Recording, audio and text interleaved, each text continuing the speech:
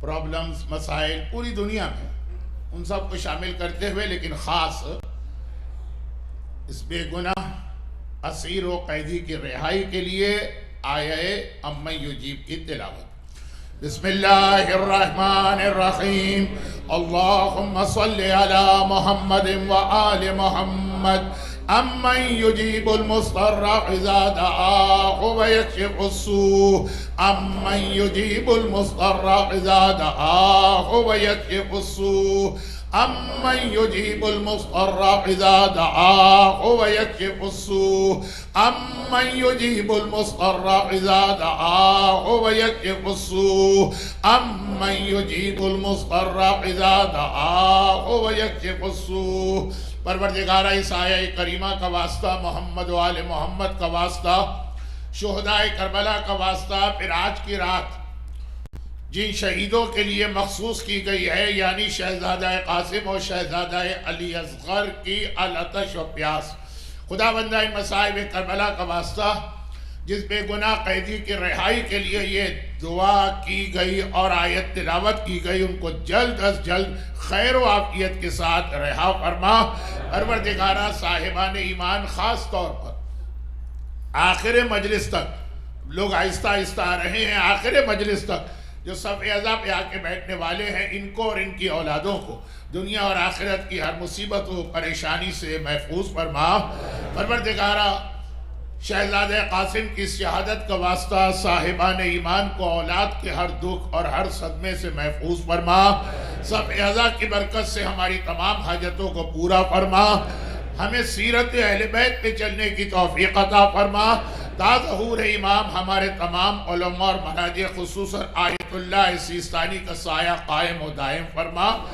ان مظالم کے انتقام اور بیمار اسلام کی شفا یابی اور قیدی اسلام کی رہائی کے لیے اپنی آخری حجت امام زمانہ کے ظہور میں تاجیل فرما۔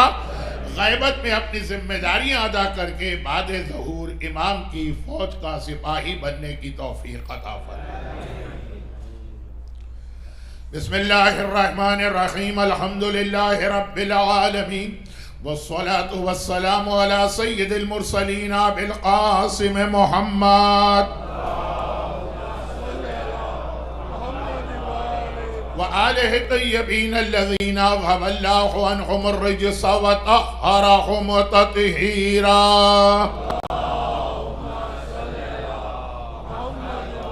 سیما علی الامام المنتظر والحجت الثانی عشر عجل اللہم لہ الفرج ولعنت اللہ علی اعدائہم اجمعین من الازل الى الابد۔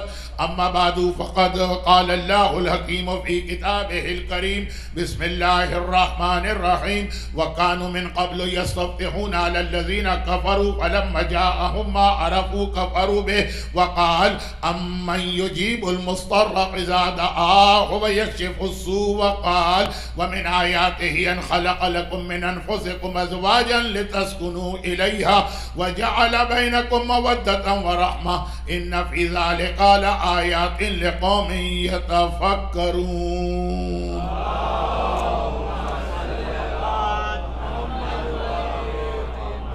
ایام عزا کے پہلے عشرے کی وہ ڈیٹس آ گئی ہیں کہ جس میں کربلا کے ان شہیدوں کا تذکرہ ہو رہا ہے جن کے حوالے سے ہر مجلس میں تقریباً ایک الگ میسج بنتا ہے۔ جو شروع کی 4 یا 5 مجالس میں ذرا سا ہم ایک سیکوینس سے پھر بھی بات کر رہے تھے، وہ سیکوینس تھوڑا سا بگڑ جائے گا، لیکن آخری 2 مجلسیں جو عاشورے کے بعد ہوں گی اور جس میں بہرحال مومنین کرام کی تعداد مختصر رہے گی، اس میں پھر ان تمام الگ الگ باتوں کو جمع کر کے ایک نتیجہ دیا جائے گا۔ لیکن لاسٹ 2 ڈیز سے معراج کے حوالے سے مولا کے اس لقب پر بھی بات ہوئی۔ قرآن نے کہا لِنُرِيَهُ مِنْ آیاتنا، آیت یعنی سائن، کہ اللہ اس سفر پہ اپنے حبیب کو لے گیا تاکہ ایک نشانی، ایک آیت، ایک سائن دکھائی جائے، اور مولا نے فرمایا انا آیت اللہ الکبریٰ۔ 2 دن یہ بات ہو رہی تھی۔ اور 2 دن سے ہی مولا کے مشہور ٹائٹل حیدر کے حوالے سے کچھ ایسے میسیجز آپ تک پہنچانا شروع کیے گئے تھے جن کا بہت گہرا تعلق خیبر کے میدان سے ہے اور خیبر کے حوالے سے. آج وقت نہیں ہے کہ میں اس بات کو آگے بڑھاؤں جو کل انکمپلیٹ رہ گئی تھی، لیکن وہ بات بہت اہم ہے. One of the most important messages of Islam. تو انشاءاللہ آنے والا کل یعنی ٹمارو وہ بات آگے بڑھے گی. اور کل چونکہ تذکرہ بھی اس شہید کا ہے جس کا اپنا نام بھی علی ہے، اور خیبر اور علی، خیبر کے حوالے سے ایک بہت امپورٹنٹ میسیج تو کل ہے، لیکن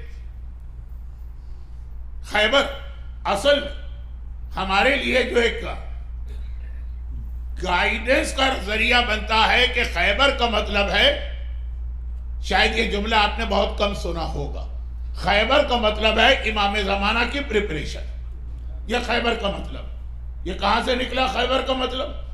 یہ انشاءاللہ میں نے کہا کہ آج بہت ساری باتیں ہیں. غم کا بیان بھی آج ایک نہیں ہے، 2 ہیں، اور دونوں بیان ایسے ہیں کہ بہت زیادہ ڈیٹیل چاہتے ہیں. بلکہ اصولاً تو شہزادہ قاسم اور شہزادہ علی اصغر کے علاوہ ان مومنین کرام کو دیکھ کر اور ان کی زنجیروں کو دیکھ کر تھوڑا کچھ ذکر چوتھے امام کا بھی ہونا چاہیے، لیکن یہ سب میری طاقت سے باہر ہے. تو میں 2 ہی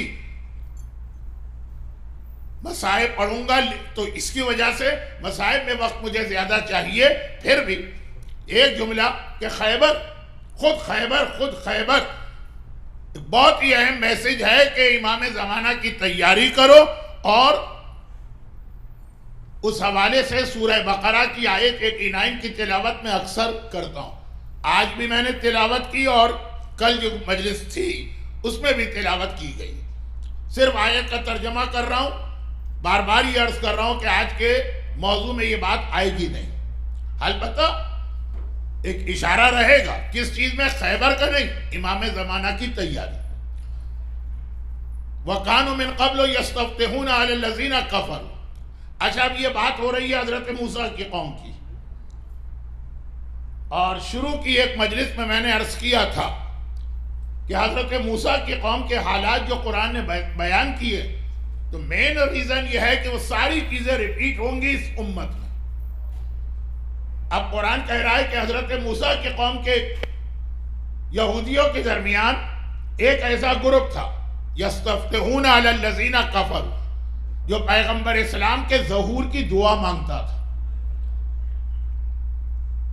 یستفتحون باب استفعال ہے، طلب الفعل، وہ دعا مانگتے تھے پیغمبر اسلام کے ظہور کی. فلما جاءہم، لیکن جب آ گئے پیغمبر، کفروا بہ، انہی لوگوں نے پیغمبر کا انکار کر دیا جس رسول کے لیے دعا مانگ رہے ہیں. اب ایک لفظ میں نے جب آیت کی تلاوت شروع میں کی تھی، پوری آیت پڑھی تھی، ابھی ایک لفظ میں نے جان بوجھ کے چھوڑ دیا، اور وہ یہ ہے کہ حضرت سلمان فارسی کا جو واقعہ میں نے تیسری مجلس میں شاید پڑھا تھا، وہاں ایک جملہ کہا تھا کہ اگر ظہور امام ہو جائے تو جب تک کہ آپ کے لیے کنفرم نہ ہو کہ یہ امام ہے، صبر اور انتظار بہتر ہے. حلق المستعجلون ونجى الصابرون، امام کی حدیث ہے، جلدی کرنے والے ہلاک ہو جائیں گے، صبر کرنے والے نجات پائیں. اب یہ چونکہ میرا اصل سبجیکٹ تو ہے نہیں، یہ ٹاپک تو ہے نہیں امام زمانہ، تو ان حدیثوں کی آیتوں کی بہت زیادہ ڈیٹیل میں وضاحت نہیں کر رہا. لیکن بہرحال سمجھدار مومن کے لیے تو ضرورت بھی نہیں ہے کسی ایکسپلینیشن کی، الفاظ ہی کافی. حلق المستعجلون ونجى الصابرون، اس کے لیے ہے کہ جس کو یہ کنفرم نہیں ہوا کہ آنے والے امام ہیں کہ نہیں، تو ہو سکتا ہے کہ جن یہودیوں کا تذکرہ قرآن کر رہا وہ بیچارے بھی ایسے ہی ہوں کہ دعا تو کر رہے تھے ظہور پیغمبر کی، لیکن جب رسول آ گئے تو ابھی وہ پہچان نہیں سکے، اس لیے انہوں نے انکار کیا. نہیں، فَلَمَّا جَاءَهُمْ مَا عَرَفُوا، جب وہ آ گیا جس کی انہوں نے معرفت بھی حاصل کر لی، پہچان بھی لیا، دے ریکوگنائز کہ یہ رسول ہے، کفروا بہ، پھر بھی انکار کیا. اور وہ حدیث اس کے ساتھ ہر وقت یاد رکھی، جو اس قوم میں ہوا وہ اس قوم میں ہوگا۔ اب وہاں پہ ظہور کا انتظار کرنے والے بعد ظہور کفروا بہی کافر ہو گئے، انکار کر دیے۔ اور یہاں بھی یہی ہوگا اگر آدمی کی پہلے سے پراپر پریپریشن نہ ہو۔ اب یہ جملہ آگے بڑھے گا۔ آج تو میں خالی قرآن کی آیت کا ترجمہ اس لیے کر رہا تھا کہ 2 دن سے آیت تلاوت ہو رہی ہے، ترجمہ بھی نہیں ہوا۔ اور پھر میں نے سورہ نمل کی وہ آیت تلاوت کی کہ جو ہمارے یہاں ہر مصیبت و پریشانی میں پڑھی جاتی، آج بھی پڑھی گئی، امن یجیب المضطر اذا دعاہ۔ مضطر، پریشان حال اللہ سے دعا کرتا ہے تو اللہ اس کو جواب دیتا، وَيَكْشِفُ السُّوءَ، اور اس کی مصیبت کو اور خرابی کو دور کر دیتا۔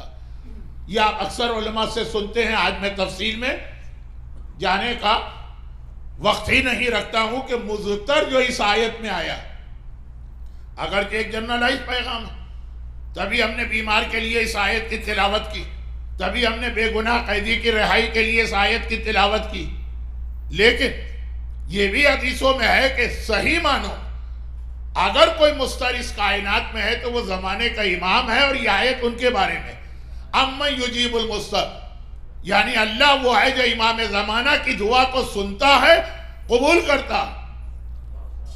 اور ہلکا سا اشارہ، کیونکہ بعض اوقات مجمع میں ایسے لوگ بھی بیٹھتے ہیں جن کو ریفرنس چاہیے ہوتا۔ دعائے ندبہ جو ایوری فرائیڈے کی صبح ہم پڑھتے ہیں، تو وہاں جب ہم امام زمانہ کو پکارتے ہیں تو یہ لفظ بھی آتا ہے، این المستر این المستر۔ یہ وہی قرآن کا لفظ ہے جو دعائے ندبہ میں امام زمانہ کا ٹائٹل بن کے آیا۔ اب یہ 2 باتیں ہو گئی، تیاری امام کی، اور ادھر یہ ہے کہ ہم سے زیادہ ہم تو امام زمانہ کے لیے تڑپ رہے ہیں، دعا کر رہے ہیں، لیکن ہم سے زیادہ امام زمانہ اپنے ظہور کے لیے تڑپ رہے ہیں۔ ہم جو امام زمانہ کے لیے اور ان کے ظہور کے لیے اتنا تڑپتے ہیں، تو اس کا one of the main reason عاشورے کا دن ہے۔ اب کتنے راتیں رہ گئی ہیں عاشورے میں؟ 2 راتیں، اس کے بعد عاشورہ۔ اور عاشورے کے دن آپ صبح سے شام تک جب کسی سے ملاقات کرتے ہیں، چاہے سلام کریں کہ نہ کریں، وہ ایک فقہی مسئلہ ہے کہ عاشورے کے دن سلام کرنا ہے کہ نہیں کرنا، لیکن یہ ضرور یاد کرتے ہیں وَجَعَلْنَا وَإِيَّاكُم مِّنَ الطَّالِبِينَ بِسَارِهِ مَعَ الْإِمَامِ الْمَهْدِيِّ علیہ السلام، کہ اللہ امام کو ظاہر کرے، ہم اس خون کا انتقام لے، ظہور امام کے لیے ہم تڑپ رہے ہیں۔ ون آف دا ریزن،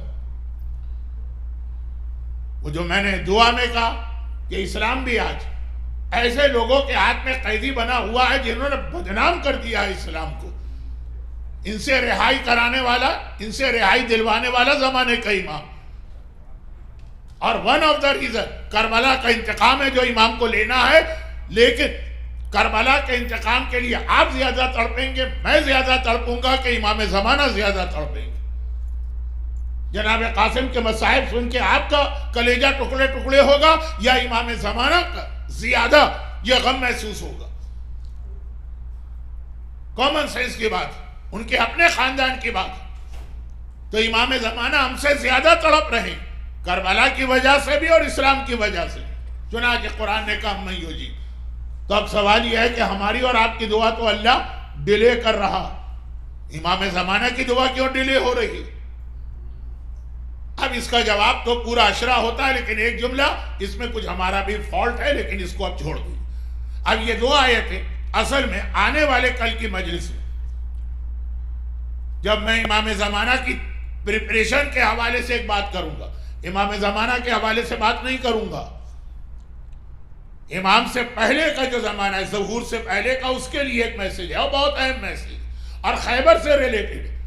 لیکن اس کے بعد تیسری آیت جو میں نے آج تلاوت کی، اس میں وہ لفظ آیا ہے جو معراج کی آیت میں آیا، اور یہ وہ پیغام ہے جس کے لیے یہ تیسری آیت کا میسج، جس کے لیے میں نے کہا کہ غم کی یہ راتیں ہیں جن میں وہ امام زمانہ کا ظہور، وہ خیبر کا میسج، وہ اپنی جگہ، ان راتوں کا میسج، یہ 2-3 راتیں جو ہیں، وہ یہ تیسری آیت ہے سورہ روم کی۔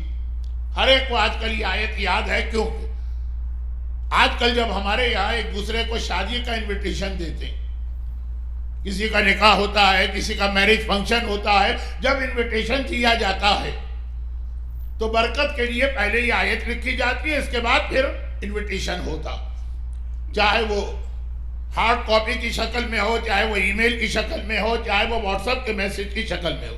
تو یہ آیت آج کل جیسے کسی کی موت کے بارے میں کوئی نیوز دی جاتی ہے، اوپر لکھ دیتے ہیں اِنَّا لِلَّهِ وَإِنَّا إِلَيْهِ رَاجِعُونَ۔ اسی طرح آج کل بہت زیادہ کامن ہو گیا ہے اس آیت کو شادی کی نیوز سے یا انویٹیشن سے پہلے لکھنا، تو ہر ایک کو پتا، اور آیت کا بہت ہی جلدی ترجمہ وَمِنْ آیات کہی اللہ کی ایک نشانی، معراج اللہ کی نشانی، اور مولا نے کہا انا آیت اللہ الکبریٰ، سب سے بڑی نشانی تو میں ہوں، لیکن یہ نہیں کہا کہ I am the only sign of Allah، I am the greatest sign، لیکن باقی جو نشانیاں ہیں ان میں سے ایک اس آیت میں آ رہی ہے، اور صرف یہ نشانی نہیں آ رہی، ہمارے اور آپ کے ایک بہت بڑے پرابلم کا سلوشن آ رہا، اور یہ پرابلم ہے کہ 21 سینچری یا آخری زمانہ، ٹینشن کا زمانہ ہے، ڈپریشن کا زمانہ ہے، اسٹریس کا زمانہ ہے، ہر آدمی دنیا میں کہیں پر بھی چاہے انڈیا اور پاکستان جیسے تھرڈ ورلڈ کنٹریز میں ہو، اور چاہے فرسٹ ورلڈ کی کنٹریز میں ہو، ہر جگہ پہ مصیبتیں، پریشانیاں، پرابلمز بہت زیادہ، اور اس کا سلوشن اب جن کے پاس ریلیجن نہیں ہے وہ اس کا جو سلوشن نکالتے ہیں، ڈرگس، شراب، music, night club, dancing parties, یہ ان کا سلوشن ہوتا کہ اتنا اسٹریس ہے اور اتنے ذہن کے اوپر پریشر، بھول جاؤ اس کو، شراب پی لو، نائٹ کلب چلے جاؤ، میوزک کے فنکشن اٹینڈ کر لو، شام غزل کا $100 کا ٹکٹ خرید لو، ڈانسنگ پارٹی میں چلے جاؤ، اور 2 گھنٹے 3 گھنٹے کے لیے یہ چیز بھول بھی جاؤ گے اور اتنے تھک جاؤ گے کہ پھر آتے ہی سو جاؤ گے۔ یہ ایک سلوشن نکالا، غلط سلوشن۔ اب میں اس کی تفصیل میں نہیں جا رہا ہوں، آج کی مجلس کا ہی موضوع نہیں بنانا، لیکن میں کہہ رہا ہوں کہ یہ سلوشن نکالے کیوں گئے؟ یہ ڈرگس کی طرف دنیا کیوں دوڑ کے جا رہی، یہ نائٹ کلبز کی رونقیں کیوں بڑھتی چلی جا رہی، یہ میوزک اور غنا کو انٹرٹینمنٹ کا ایک بہت بڑا ذریعہ کیوں بنایا جا رہا؟ یہ اس کا ون آف دا ریزن یہ کہ آدمی بھول جانا چاہتا ہے اپنے مسائل، خود تو سالو نہیں کر سکتا، کم از کم اتنا کہ دماغ سے یہ چیزیں نکل جائیں۔ یہ ہوا جن کے پاس ریلیجن کا کوئی کنسپٹ نہیں۔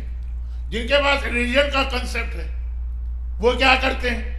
وہ ٹھیک کرتے ہیں، لیکن وہ بھی ایکچول علاج نہیں۔ ایک تو یہ ہے کہ آدمی کو کوئی ایسا فزیکل پرابلم ہو، بہت تکلیف ہو رہی ہے، پین کلر آپ نے لیا، پین کلر نے پین کو دبا دیا، لیکن ایکچول جو آپ کا علاج ہے وہ تو ہونا ہی ہے۔ کینسر کے مریض کو کتنا پین ہوتا، پین کلر اس کے مرض کا علاج نہیں ہے، ٹیمپریری ریلیف ہے اس وقت جو پین ہو رہا۔ اب یہ ایگزامپل پوری 100% نہیں، جو ریلیجس لوگ ہیں جب ان کے پاس پرابلمز آتے ہیں تو ان کا سلوشن ہے دعائیں۔ دعا بہت اہم عبادت، اعمال، وظیفے، تعویذ، یہی ساری چیزیں مذہبی آدمی کرتا۔ وہ نہیں جائے گا شراب پینے، یا وہ نہیں جائے گا ڈرگز کے چکر میں، یا نہیں جائے گا نائٹ کلب میں پرابلمز کی وجہ سے، وہ مصلی پہ جائے گا، وہ کسی عالم سے پوچھے گا۔ لیکن دعا کے حوالے سے بھی ہمارے یہاں اب بہت زیادہ اس چیز کو آگے بڑھا دیا گیا ہے، جو اسلام نے جو ایک مجلس میں نے کہا ایک حد تک دعائیں، یہ آج کل جب سے یہ واٹس ایپ آئے ہیں آپ کو ملتے ہوں گے، آج فلاں تاریخ ہے، 100 مرتبہ یہ تسبیح پڑھ لو، 500 مرتبہ یہ تسبیح پڑھ لو، 1000 مرتبہ یہ تسبیح پڑھ لو۔ امام خمینی کی بہت ہی مشہور کتاب ہے الحکومت الاسلامیہ، جو ایک بہت مشہور فقہی مسئلے کے آرگومنٹ پہ اور دلیلوں پر لکھی گئی ہے ولایت فقیہ کا نظریہ۔ یہ ان کے وہ لیکچر ہیں جو نجف اشرف میں اس وقت انہوں نے دیے جب وہ شاہ ایران کے ظلم کی وجہ سے ہجرت کر کے نجف پہنچے، تو اس کے اندر پورا ایک لیکچر ہے جس میں یہ بات کہی گئی کہ یہ اسلام کے ٹرو پکچر نہیں ہے کہ مصلی پہ بیٹھ کے پوری رات نمازیں پڑھو، پورا دن وظیفے اور اعمال کرو۔ دشمنان اسلام تو خوشی سے بغلے بجائیں گے کہ ان کو لگا دو ان چیزوں کی جانب، اور پھر الو بنا کے ان کے ریسورسز استعمال کرو، بہت لمبی چوڑی بات۔ ہر چیز اسلام میں ایک لمٹ میں، جو چیز بھی لمٹ سے زیادہ ہو جائے۔ نہج البلاغہ میں مولا کا خطبہ ہے کہ نہیں علائے حارثی کے نام؟ وہ شوقین تھا اتنا زیادہ نماز کا کہ ہر وقت مصلی پر بیٹھ گیا۔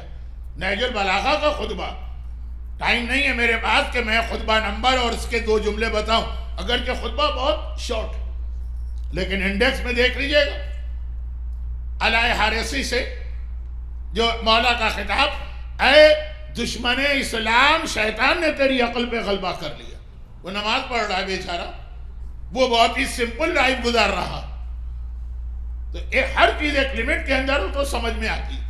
جو اسلام نے کنڈیم کیا ہے، یہ جملہ چونکہ آج کی مجلس میں ہسٹری کے حوالے سے آئے گا تو میں دہرا رہا ہوں، روحبانیت کو، جو عیسائی اور یہودی پوائس لوگوں کا طریقہ کار تھا، شادی بھی نہیں کرتے تھے اور گھر پوری فیملی لائف کو چھوڑ کے جنگل میں جا کے بیٹھتے تھے، کیوں؟ Only for the sake of عبادت۔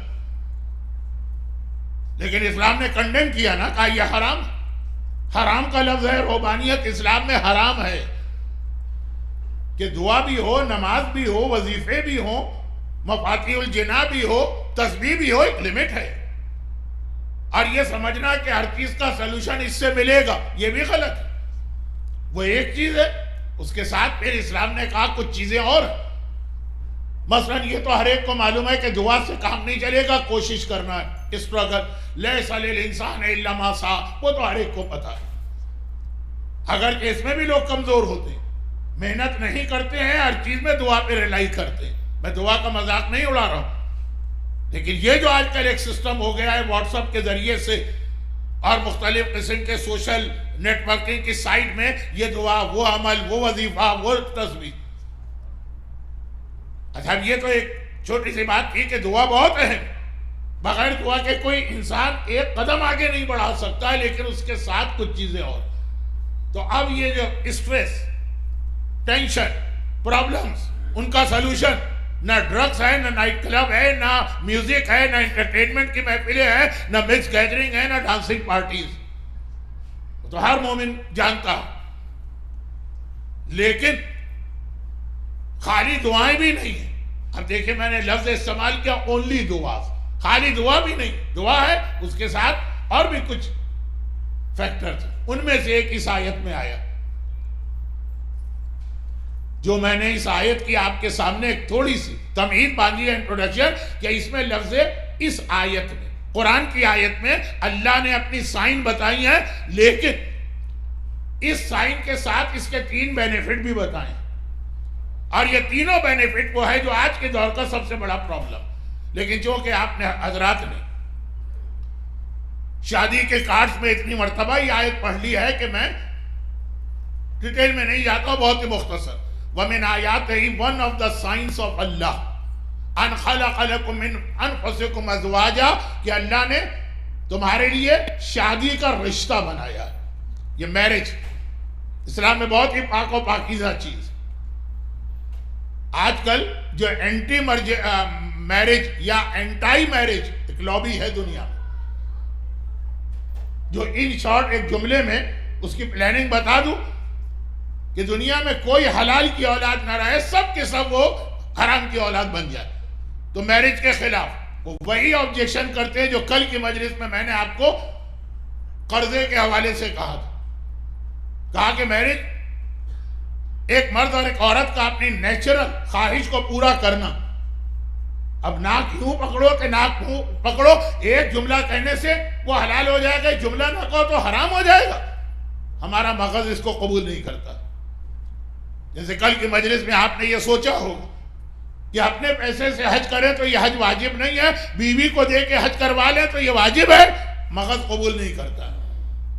جو آپ حج کے لیے کہہ رہے ہیں وہ آج شادی کے لیے کہا جا رہا ہے۔ یہ شادی کیا؟ ایک جملہ، only one sentence۔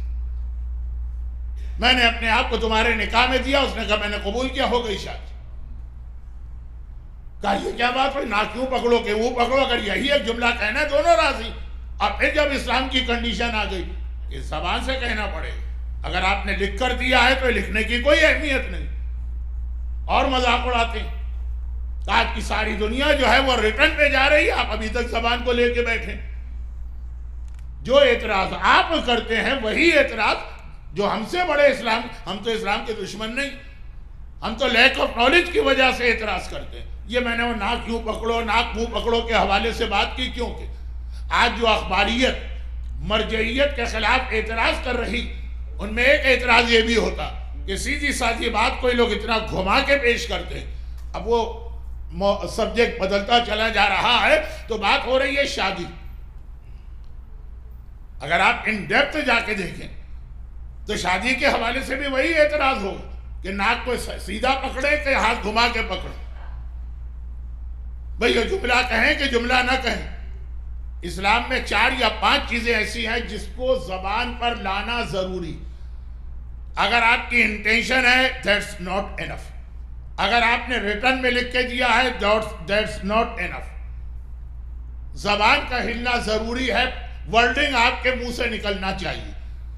نیت ایسی چیز نہیں، نیت دل کا خیال that's all۔ ایک بار پھر میں نیت کے چکر میں نہیں پھنسنا چاہتا ہوں، دل کا خیال that's enough۔ مگر نماز، اگر آپ مصلی پہ کھڑے ہیں الحمد پڑھ نہیں رہے ہیں، الحمد کو پورا اپنے دماغ کے اندر جو میرر لگا ہوا ہے پورا الحمد کا سورہ اس میں لے کے آ رہے ہیں، زبان حرکت نہیں کر رہی، وہ نماز نہیں ہوگی۔ نماز اس میں سے ایک چیز۔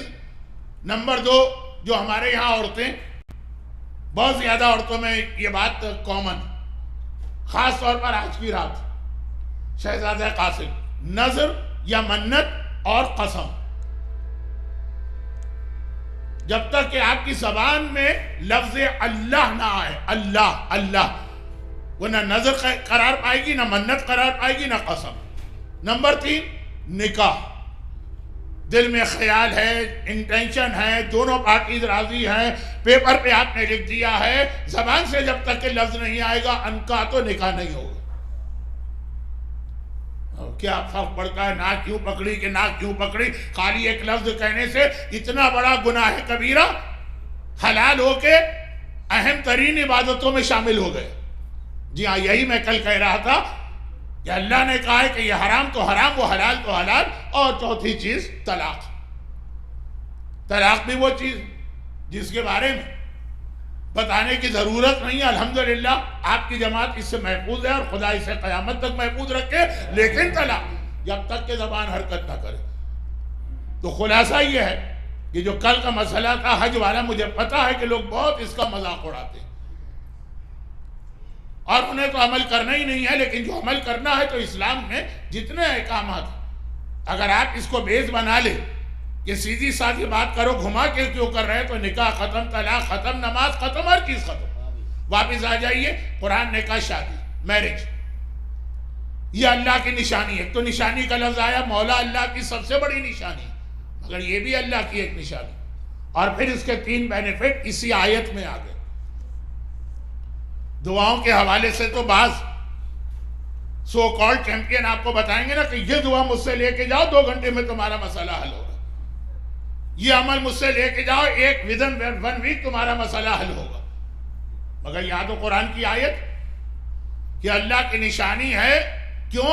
لِتَسْكُنُوا إِلَيْهَا، تاکہ تمہیں پیس آف مائنڈ ملے، سکون۔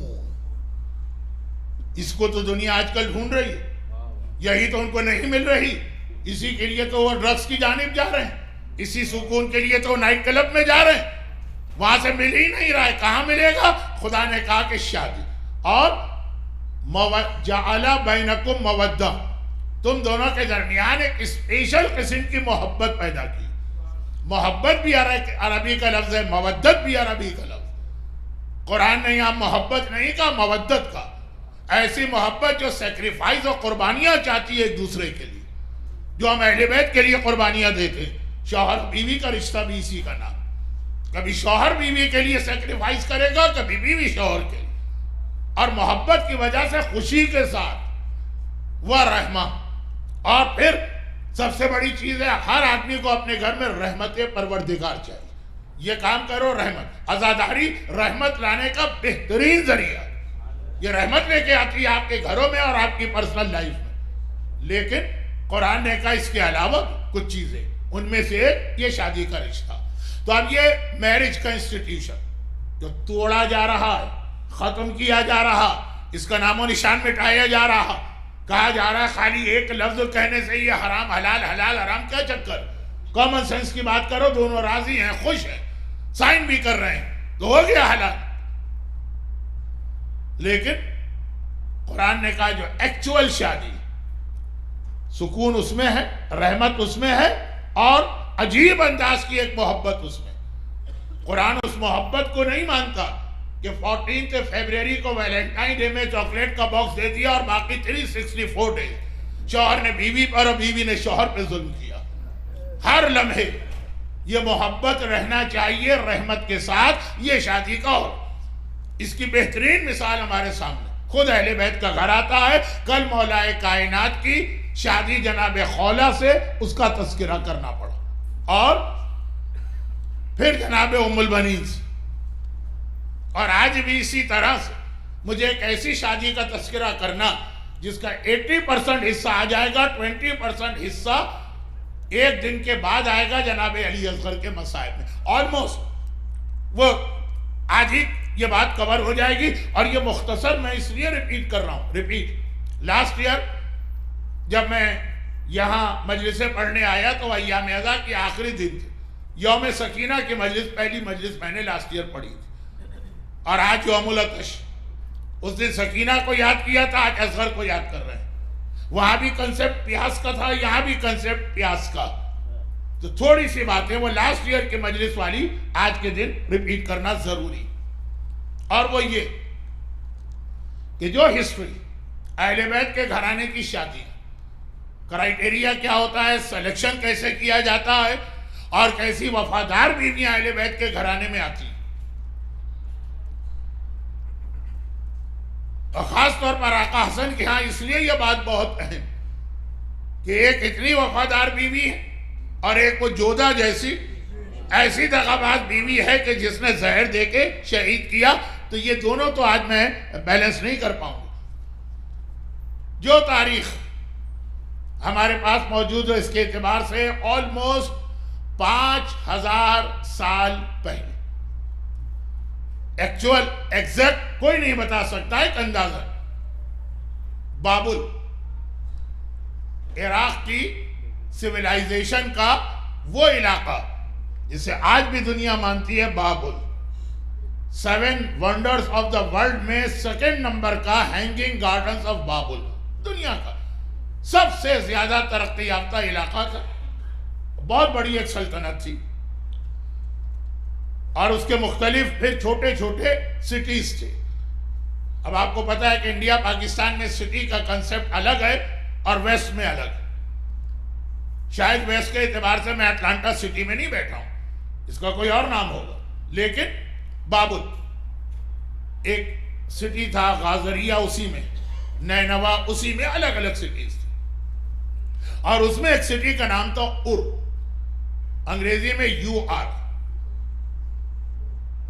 اور یہاں پر ایک ایسا بچہ پیدا ہوا، یہ قرآن کریم نے بہت ہی اہم موسیٰ کے واقعات ریپیٹ کیے، لیکن میسیجز حضرت ابراہیم کے حوالے سے دی، وَاتَّبِعُوا مِلَّةَ إِبْرَاهِيمَ حَنِيفًا۔ یہ بچہ پیدا ہوا جس کا نام ار رکھا گیا۔ اچھا، اب یہاں پہ ایک چھوٹی سی بات عرض کر دوں کہ بعض ہسٹورین نے لکھا کہ بابل میں شرک، بت پرستی، ابراہیم دنیا کا پہلا پرومیننٹ پرسنالٹی ہے جس نے بت شکنی کی ہے، بتوں کو توڑا، لیکن ہر دور میں ایک اللہ کے ماننے والے رہے ضرور، چاہے ان کی تعداد بہت کم ہو جائے۔ بابل کی پرانی زبان میں یہ بعض ہسٹورین لکھتے ہیں عبادت خانے کو کہتے ہیں کرب، جیسے ہمارے یہاں مسجد ہے یا امام باڑہ ہے یا مندر ہے یا چرچ ہے، اس زمانے میں کرب، اور پھر چونکہ ہر بت کے لیے الگ عبادت خانہ بنایا جاتا تھا تو وہ اس کے نام سے تھا۔ مثلا فار ایگزامپل کہہ رہا کرب لات، یہ لات بت کا عبادت خانہ، کرب منات، اب اگر کہ بابل والوں کے یہ بت نہیں تھے لیکن مشہور ہمارے یہاں ہے تو اس لیے۔ اور جو اللہ کے ماننے والے ایک اللہ کے حضرت نوح کے دین پہ باقی بہت چھوٹا سا گروپ ہے جہاں پہ وہ عبادت کرتے تھے الہ، تو اس کو کہتے تھے کرب الہ. اور یہی لفظ یعنی ایک اللہ کے ماننے والوں کی عبادت کا، لات کی عبادت ماننے والوں کی وہ ہے، منات کی وہ، کرب الہ یہی وہ ہے جو پھر بہت زیادہ استعمال ہوا تو کربلا کہلائے. کربلا کرب و بلا سے نہیں نکلا ہے، کرب الہ سے نکلا. وہ سرزمین جہاں پہ ہمیشہ توحید کا تذکرہ رہا. جب پوری دنیا میں بت پرستی پھیل گئی تھی، اس سرزمین پہ ہمیشہ لا الہ الا اللہ کا کلمہ رہا، کرب الہ. حضرت ابراہیم یہاں پیدا ہوئے اور ہر ایک کو پتا ہے کہ حضرت ابراہیم زندگی گزری پیلسٹائن، پیدا بابل میں ہوئے، وہاں پہنچے اور پھر وہ وقت آیا. اب بہت اہم ایک میسیج آپ کے لیے. آپ احمد آباد سے یہاں پہ آئے ہیں، جمال پور، تاج پور، جو کوئی بھی علاقے ہوں، کیوں ہیں؟ مقصد کیا ہے آپ کے آنے کا؟ قرآن کریم حضرت ابراہیم کے حوالے سے بہت لمبا میرا اشرا، میں بہت مختصر 5 منٹ میں بات مکمل کر رہا ہوں.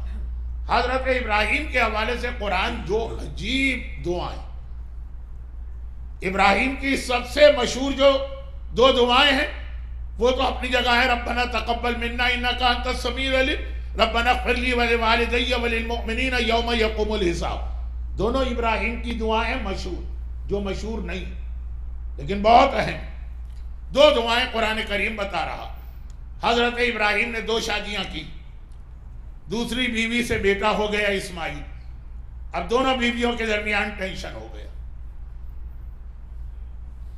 وہ ایک بڑا مسئلہ ہے جو آپ حضرات تو نہیں سمجھیں گے، کیونکہ آپ میں سے کسی 2 شادیاں اس لیے نہیں ہوں گی کہ against law of the land, ورنہ دل تو پتہ نہیں آپ کا کتنی شادیوں کا جا رہا ہوگا. خیر، ایک عجیب ٹینشن پیدا ہوا اور پھر ابراہیم کو اپنی ایک بیوی کو لے کر مکے کی جانب آنا پڑا. مشہور واقعات ہیں لیکن ان مشہور واقعات کے 2 میسج لوگ بھول جاتے ہیں.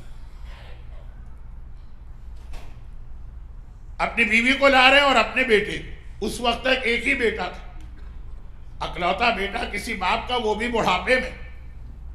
لیکن حالات ایسے ہو گئے گھر میں، وہاں سے لے کے آئے اور جب مکے کی سرزمین میں لائے تو مکے میں کچھ نہیں تھا،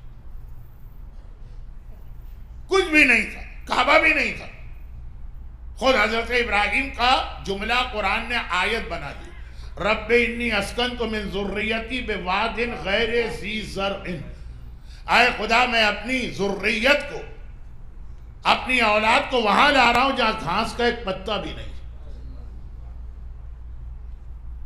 لیکن گھاس کا پتا نہ ہو. یہ زمین بہت اہم ہے کیونکہ اندہ بیتک المحرم، یہاں پہ تیرا قابل احترام گھر. کعبے کا وجود نہیں تھا اس وقت، دیواریں ٹوٹ چکی تھی طوفان نوح میں، لیکن کعبہ تو بہرحال دنیا میں سب سے پہلی جگہ. بتا دیا کہ قابل احترام جگہ پہ منتقل ہوتے ہیں، لیکن مقصد پرپس لوگ کہتے ہیں جی وہ اولاد کی ترقی کے لیے یہاں پہ لائے، یا ایجوکیشن کے لیے یہاں پہ آئے، یا بزنس بڑے اچھے ہیں اس لیے آئے، یا انفراسٹرکچر بہت اچھا ہے اس لیے آئے، یا پیس آف مائنڈ ہے اور لا اینڈ آرڈر بہت اچھا ہے اس لیے آئے. یہی ریزن لوگ بتاتے ہیں مائیگریشن کا. جہاں سے آدمی آتا ہے اگر کبھی وہاں کے حالات بہت اچھے ہو جائیں تو ریورس مائیگریشن ہوتا ہے. حضرت ابراہیم کہتے ہیں ساری باتیں چھوڑو، کرائیٹیریا ایک، رب انی اسکنت من ذریتی بواد غیر ذی زرع عند بیتک المحرم ربنا لیقیموا الصلاۃ. میں تو اپنی اولاد کو اس لیے یہاں پہ لایا ہوں کہ انہیں نمازی بنانا. سب سے بڑی ذمہ داری ایک باپ اور ماں کی یہ ہے کہ اپنی اولاد کو نمازی بنا. حضرت ابراہیم نے ہجرت کی اور امیگریشن لیا مثلا مکے کا، تو ریزن کیا بتا رہے ہیں؟ یہ بھی نہیں بتا رہے ہیں کہ ہمارے گھر میں جو ٹینشن ہے اس کی وجہ سے نہیں. اصل مقصد ہے ربنا لیقیموا الصلاۃ، تاکہ یہ نمازی بنے. اور اب آ جائیے ایام عزا میں فضائل کے حوالے سے ایک آیت آپ بہت سنتے، مگر یہ ایک نہیں 2 آیتیں. اللہ نے ابراہیم کو دیا اور کتنا دیا؟ بہت دیا. مسلسل اللہ ابراہیم کو دیتا رہا. چونکہ یہ جملہ آپ کا بہت سنا ہوا ہے تو میں اس کی تفصیل میں نہیں جا رہا. ایک کے بعد دوسری نعمت ملتی رہی. یہاں تک کہ ابراہیم نبی بنے، یہاں تک کہ ابراہیم رسول بنے، یہاں تک کہ ابراہیم خلیل بنے، یہاں تک کہ ابراہیم امام بنے۔ قال انی جاعلک للناس اماما، یہ سب سے بڑا عہدہ ملا۔ اب تک جتنی چیزیں ابراہیم کو ملی لیتے رہے، شکر کرتے رہے۔ امامت ملی تو تڑپ گئے، قال ومن ذریتی، یہ تو اتنی بڑی نعمت ہے کہ یہ تو مجھے اپنی اولاد کے لیے بھی چاہیے۔ نبوت کے لیے جملہ نہیں کہا، رسالت کے لیے یہ جملہ نہیں کہا، خلت کے لیے یہ جملہ نہیں کہا، اولاد کو کب یاد کیا؟ جب امامت کی بات آئی۔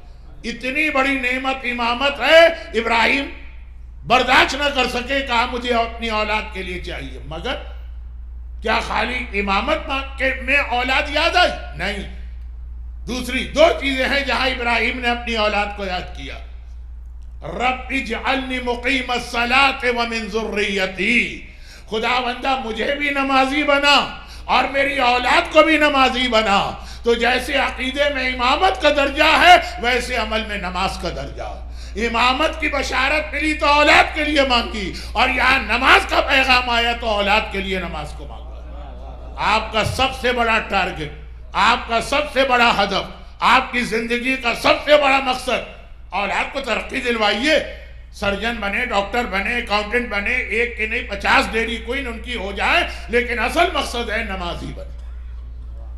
یہ حضرت ابراہیم کے دونوں جملے قرآن کریم میں ایک ہی پیج پر موجود ہیں، سورہ ابراہیم آیت 35 سے 45 کے بیچ میں ایک ہی پیج پر۔ رب اجعلنی مقیم الصلاۃ ومن ذریتی، جہاں نماز کی بات آئی مجھے بھی نمازی بنا اور میری اولاد کو بھی نمازی بنا۔ اب یہاں پہ ایک جملہ ایسا کہہ رہا ہوں جس کی تفصیل کا موقع نہیں ہے، لیکن وہ ایک میسج، اور اس میں بہت بڑا رول ہوتا ہے ماں کا، لیکن بس اس سے زیادہ تفصیل میں نہیں جا رہا ہوں، وہ بعد میں آئے گی بات۔ ابراہیم آ گئے، اب وہاں اس وقت تک تو گھاس کی پتی بھی نہیں اگتی تھی، لیکن بہرحال اپنی بیوی ہاجرہ اور بیٹے کو بٹھا گئے، زمزم کا کنواں جاری، زمزم کا چشمہ جاری ہوا۔ پانی کو دیکھ کر پرندے اڑتے ہوئے آئے، پرندوں کو دیکھ کر عرب میں جو بدوان ٹرائبز ہوتے ہیں، جو کہیں پہ اسٹے نہیں کرتے ہیں، خیمے لے کے چلتے ہیں، جہاں گھاس اور پانی نظر آئے وہاں رک جاتے ہیں، جب ختم ہو جائے تو آگے بڑھ جاتے ہیں، اور وہ پہچانتے اسی طرح سے ہے کہ جہاں پرندے اڑ رہے ہیں اس کا مطلب ہے یہاں پہ پانی، رک جاتے ہیں۔ کتنے دن چلے گا پانی، پھر آگے چلے جاتے ہیں۔ پانی دیکھا، وہ آئی یہاں پہ ایک خاتون ہاجرہ اور اس کی گود میں شیرخوار بچہ، کہا کہ ہم یہ پانی استعمال کرنا چاہتے ہیں یا رہنا چاہتے ہیں، دو کنڈیشن لگائیں۔ ٹھیک ہے، سب کے لیے اجازت ہے، لیکن پانی کی مالک میں اور میرے بعد میری اولاد ہوگی، اور یہ سرزمین یہ ہماری ملکیت میں رہے گی، تم رہو، اسٹے کرو جتنے دن چاہے، لیکن مالک ہم ہوں گے۔ اور یہ بات مان لی گئی، اور حضرت اسماعیل کی وجہ سے مکہ آباد ہوا۔ اب بہت مختصر میں بات کرتا ہوں، ام فروہ تک مجھے آپ کو پہنچانا۔ اب خلاصہ یہ کہ وقت گزرا، پانی ختم ہی نہیں ہو رہا، وہ ایسا پانی ہے کہ آج بھی انشاءاللہ قیامت تک رہے گا۔ چنانچہ اب ایک کے بعد دوسرا، دوسرے کے بعد تیسرا، 14 قبیلے ایک ایک کر کے وہاں پہ آ گئے، اور سب کا اسٹے پرماننٹ اس لیے ہو گئے کہ پانی ختم نہیں ہو رہا، ورنہ طریقہ یہ ہوتا تھا بدوان کا کہ وہ پانی ختم ہو آگے چلے گئے۔ اب جب اتنے قبیلے یہاں پہ آ گئے تو جناب ہاجرہ کا بھی انتقال ہو گیا، جناب اسماعیل کا بھی، اور انہیں وہ گول دیوار جو ہے نا حتیم، اس میں دفن کیا گیا۔ لیکن اب باہر سے آنے والوں نے دیکھا کہ یہ مکہ، اور اس کا جو پرائم لوکیشن ہے سٹی سینٹر کعبہ، وہ خاندان اسماعیل کے ہاتھ میں ہے، پانی ان کے کنٹرول میں ہے، میجورٹی ہماری، وہ ایک قبیلہ ہم 13 قبیلے، سب نے مل کے سازش کی کہ یہ کیا بات ہے کہ اصل جگہ پہ یہ قابض ہے۔ انڈیا میں، پاکستان میں آج بھی یہ طریقہ کہ بہت سارے رائٹس اس لیے نہیں ہوتے کہ کوئی مذہبی اختلاف ہے، کسی علاقے کو چھیننا ہوتا، کسی پرائم لوکیشن کی زمین پہ قبضہ کرنا ہوتا، وہاں پہ ہنگامے اور رائٹس کرا دو تاکہ وہاں کے رہنے والے بھاگے، اور وہ جو پھر جو زمین پہ قبضہ کرنے والے وہ قبضہ کر لے۔ یہ آج بھی ہوتا، جبکہ آج تو کوئی قانون ہے، کوئی میڈیا ہے، کوئی انسان میں اویئرنیس ہے۔ اس وقت 13 قبیلوں نے مل کے حضرت اسماعیل کی اولاد پہ حملہ کیا، اٹیک کیا، اور ان پر اتنا ظلم کیا کہ ان کو مکہ چھوڑ کے جلدی میں نکلنا پڑا۔ اب وہ اسکیٹرڈ ہو گئے، باقاعدہ اس طرح کی ہجرت نہیں ہوئی جیسے حضرت موسیٰ نے بنی اسرائیل کو فرعون سے بچایا کہ پوری قوم ساتھ چلی. نہیں، اسکیٹرڈ ہو گئی، پورے عرب میں پھیل گیا، اور پتہ نہیں کتنے 100 سال تک یہ پھیلے رہے. کوئی یہاں، کوئی وہاں، کوئی وہاں، 5 فیملیز یہاں، 10 فیملی یہاں، رائٹس میں جو ہوتا. پھر آگے چل کے اسی خاندان میں ایک آدمی پیدا ہوا، فہر ابن مالک. اس نے اپنے بکھرے ہوئے خاندان کو جمع کرنا شروع کیا. آج بھی انٹرنیٹ پہ، فیس بک پہ مجھے ایسے میسیجز آ جاتے ہیں کہ کوئی شخص اپنے فیملی ٹری کو ڈھونڈ رہا ہوتا اور وہ کہتا ہے جتنے مثلا لاکھانی ہیں مجھ سے کانٹیکٹ کرے، اور جتنے نایانی ہیں مجھ سے کانٹیکٹ کرے، اور جتنے مومن ہیں مجھ سے کانٹیکٹ کرے. تو وہ ڈھونڈتا. یہ ہیومن نیچر میں. چنانچہ فہر نے ڈھونڈنا شروع کیا، اور جہاں جہاں ان کو ٹریس ملا، 10 آدمی وہاں، 5 آدمی وہاں، 2 آدمی وہاں، سب کو جمع کرنے لگے.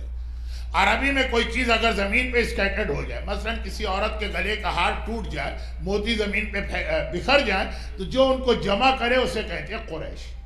قرشہ، بکھری ہوئی چیز کو جمع کرنا، قریش اس آدمی کا نام. چنانچہ ان کا نام قریش قرار پایا کیونکہ وہ پورے خاندان کو جمع کر رہے ہیں. اور جب یہ پورا خاندان جمع ہو گیا تو اتنی بڑی طاقت بنی کہ وہ نہیں، اب کئی جنریشن کا یہ پروسیس ہے. آگے چل کے جناب قصی آئے جو ہاشم کے دادا، ہاشم کا نام تو ہر ایک کو پتا ہے، بنی ہاشم، ان کے دادا، وہ اس پورے خاندان کو جمع کرنے کا پروسیس شروع ہو چکا.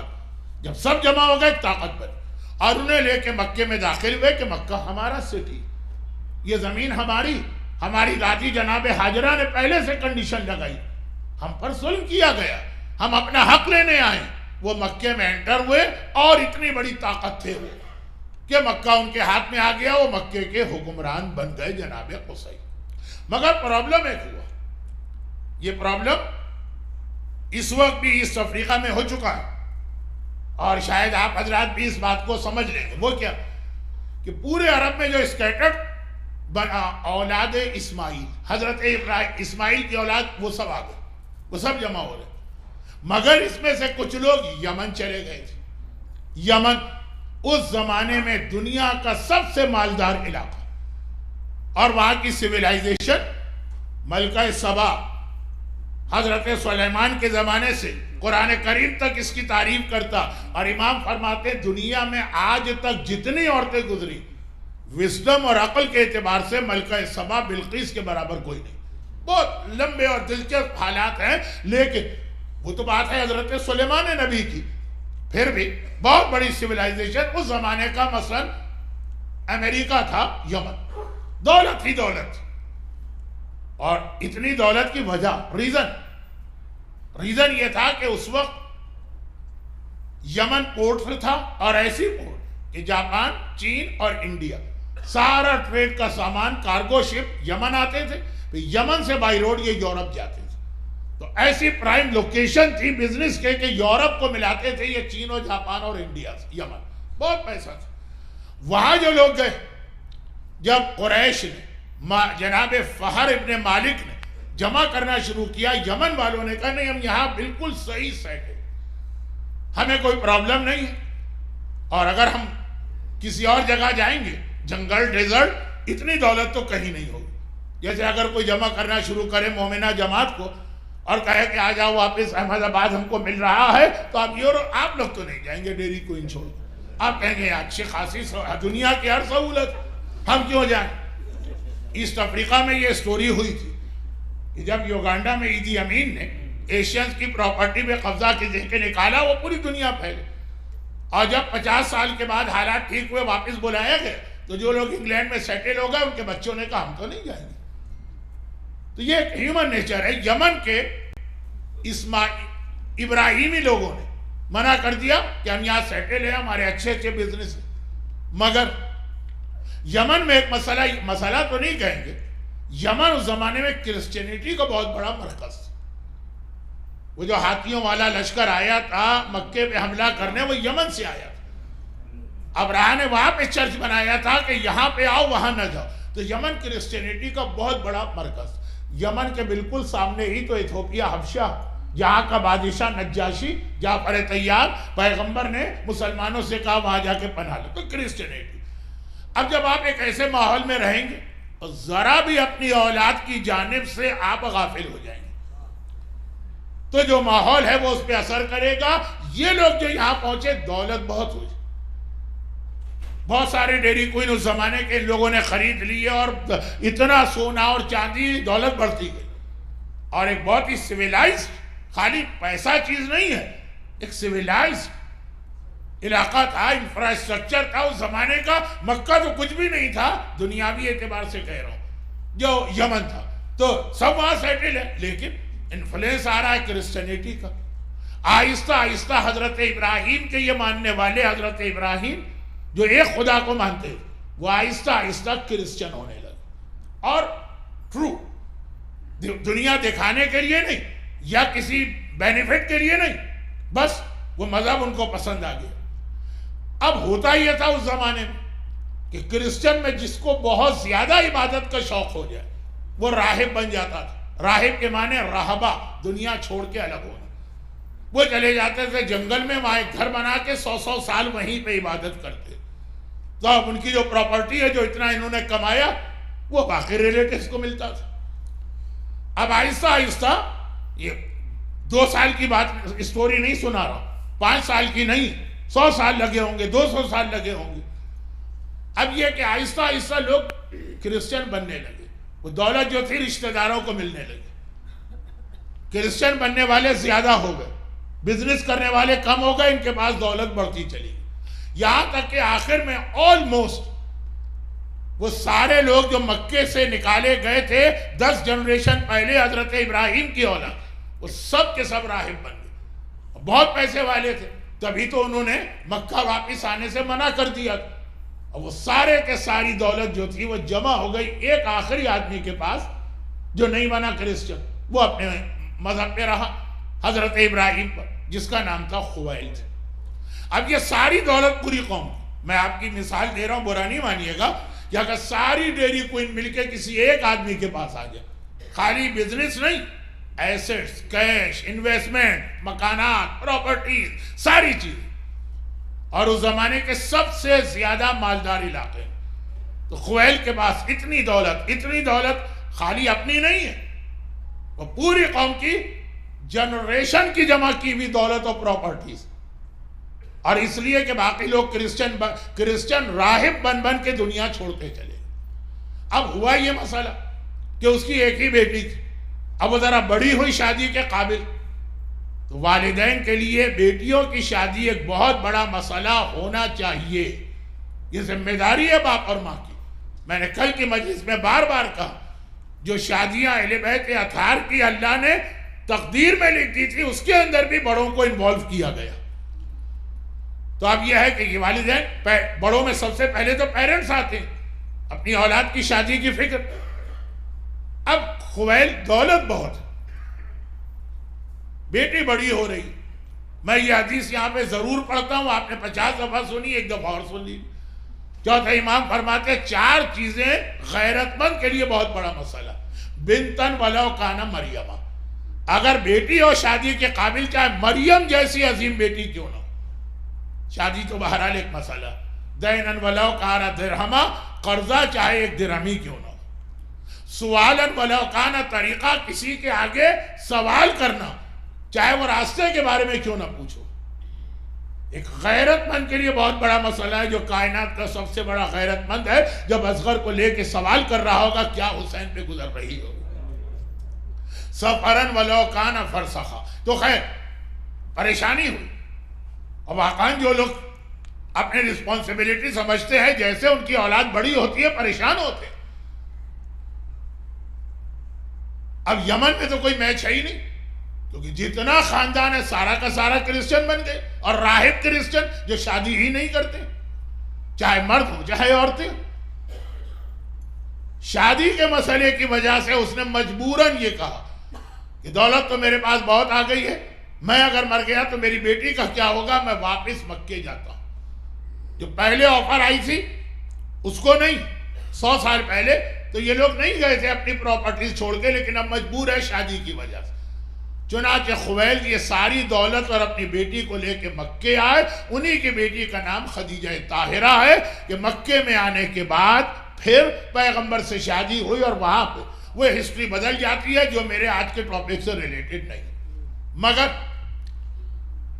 مگر اس خاندان میں نے کہا نا کہ سارے لوگ کرسچن بن گئے, پھر میجورٹی کے آلموسٹ 99% راہب بن گئے, مگر دو چار ایسے بھی تھے جو کرسچن بن گئے اور یہ عام طور پہ غریب لوگ تھے, راہب نہیں بنے. ان میں سے ایک کا نام تھا امرؤ القیس, جو جناب خدیجہ کا 3rd یا 4th کزن بنتا. یہ یمن میں رہ گئے اور زمانہ گزرتا چلا گیا یہاں تک کہ اس کے یہاں 3 بیٹیاں ہو گئی. کوئی بات نہیں, پیغمبر نے تو بشارت دی ہے بیٹیوں کی پرورش کرنے والا. بیٹیاں کتنی اچھی ہوتی ہیں, جن کے پاس بیٹیاں ہیں ان کو معلوم. لیکن ہوا یہ کہ جب اس کی ایک بیٹی بڑی ہوئی شادی کے قابل, بلکہ 2, تو اس کی بیوی کا انتقال ہو گیا. اس کا نام ہے امرؤ القیس.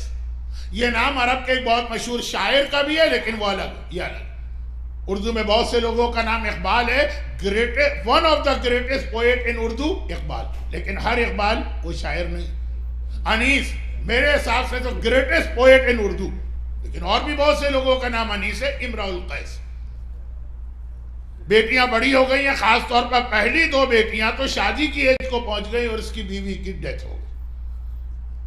شادی عورتوں کا انوالومنٹ بہت زیادہ ہوتا, اور پھر لڑکیوں کو تو باپ سے زیادہ ماں کی ضرورت ہوتی, بلکہ لڑکوں کو بھی. بیوی کسی کے مر جائے تو وہ فوراً دوسری شادی کی سوچتا ہے. شہزادی کی وصیت بھی تھی جو کل آپ نے سنی, لیکن شوہر مر جائے تو بہت سی عورتیں پوری زندگی بے وقت میں گزار. اب اس کی بیٹیاں بھی جوان بھی ہیں, اب بیوی مر گئی, اور اس دوران یہ اسلام بھی قبول کر چکا. یمن میں میچ مل نہیں رہا, یہ سیدھا مدینے آیا, مدینہ کیپٹل سٹی. بیٹیوں کو لے کے مدینے میں آیا, لیکن مدینے میں کسی کو جانتا ہی نہیں. صرف اس لیے لے کے آ گیا, جیسے میں بہت سے لوگوں کو جانتا ہوں جو انڈیا اور پاکستان کے یہاں سیٹل ہیں. جب بچے شادی کے قابل ہوتے ہیں وہ انڈیا اور پاکستان میں جا کے رشتہ ڈھونڈتے ہیں, لیکن اگر ان کی وہاں فیملی یا فرینڈ سرکل ہو تو مسئلہ نہیں ہوتا. کوئی بھی نہ ہو, اس کا یہی مسئلہ کہ مدینے میں اس کا کوئی جاننے والا نہیں. بچیوں کو لے کے آ گیا کہ یہ کیپٹل ہے, یہاں سب مسلمان ہیں, کوئی نہ کوئی رشتہ مل جائے گا. لیکن بہرحال اس کی ایک کنڈیشن, مجھے رشتہ چاہیے کسی شریف آدمی کا. ویسے تو بہت سارے غلط سلط تو یمن میں بھی تھے. اب پتہ نہیں کہ شریف کے لیے میں کون سا لفظ استعمال کروں کہ آپ حضرات سمجھ جائیں. آپ بہت ہی خاموش بیٹھے ہوئے ہیں تو پتہ نہیں آپ یہ سمجھے کہ نہیں سمجھے. بس شرافت ہونی چاہیے, پیسہ دولت اتنا بڑا مسئلہ نہیں. اب ہمارے یہاں کا ماحول ہے, ہمارے یہاں سے مطلب مسلمانوں کا, جس کے پاس جتنی دولت ہوگی وہ اتنا ہی زیادہ عزت والا, اتنا ہی شریف ہے. ہمارے یہاں شرافت کا کرائیٹیریا دولت, دکانیں اتنی ساری ہیں, پراپرٹی اتنی زیادہ ہے, مکان اتنے اچھے ہی بہت شریف آدمی. یا یہ کہ مثلا کوئی بڑی پوسٹ, اب مدینے میں اس نے پہلے ٹرائی وہاں کی, اب اس کا رشتہ وہ لوگ لے نہ لے وہ بات کی چیز ہے. پہلے ٹرائی کی, جن کے پاس دولت تھی ان کے پاس گیا, بڑا مایوس ہو گئے. پیسے ہیں لیکن تف, ایسا ذلیل آدمی, یہ نیچر کا ہے, میں نام بھی ان کے نہیں لینا چاہتا ہوں. اور پھر جن کے پاس حکومت تھی ان کو جا کے دیکھا تو وہ اس سے بھی کنڈیم نکلے. اب بہت پریشان ہے کہ میں اتنا لمبا, مدینے سے یمن اس زمانے میں بہت دور ہے, اتنا لمبا ٹریول کر کے آیا ہوں, بیٹیاں میرے ساتھ ہیں, کوئی عورت نہیں ہے فیملی میں, کتنے دن اس طرح گزارا کروں گا.